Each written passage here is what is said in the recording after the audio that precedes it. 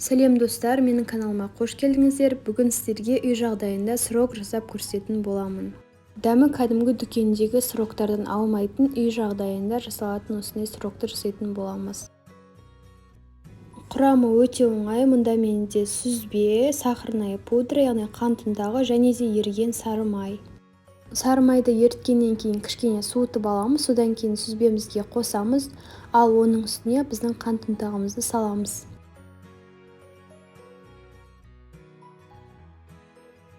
Енді үшеуін жақсылап араластырып аламыз. Блендер не болмаса миксердің керегі жоқ, осылай тек қана араласса болды, әйтпесе бұл жаңағыдай сұйық болып кетеді. Енді ыдысымызды аламыз және төртбұрыш фигуралар жасайтын боламын. Бұл жерде сіздер силиконды формалар қолдансаңыздар болады, яғни силиконды форманы алдымен шоколадты ерітіп салып аласыздар, содан кейін сүзбелерді салатын боласыздар. Бірақ оның орнына осы әдісте өте оңай. Сыроктардың көп шығуы сіздердің сүзбелеріңізге байланысты, яғни сүзбенің көлеміне байланысты. Менде бұдан шамамен 6-7 тал осындай сыроктар шықты.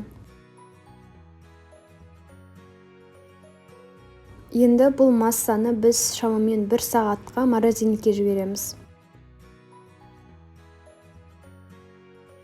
Енді үстіне шоколад ерітетін боламыз. Мен осындай Қазақстан шоколадын қостым, бірақ сіздерге сондай тәтті шоколадтарды қосуға кеңес беремін. Сол кезде сыроктарыңызда тәтті болып шығады.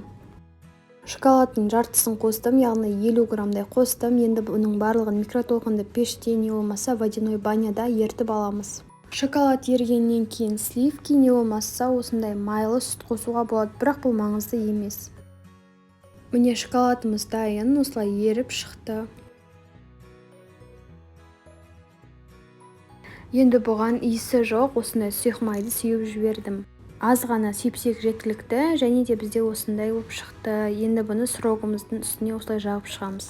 Сыроктарды мұздатқыштан шығарғаннан кейін шоколадымызды кішкене суытып аламыз, содан кейін бірақ барып жағамыз. Үстін өзіңіздің қалауыңызша әрлесеңіздер болады. Мен осындай дробленый арахисті сеуіп шықтым.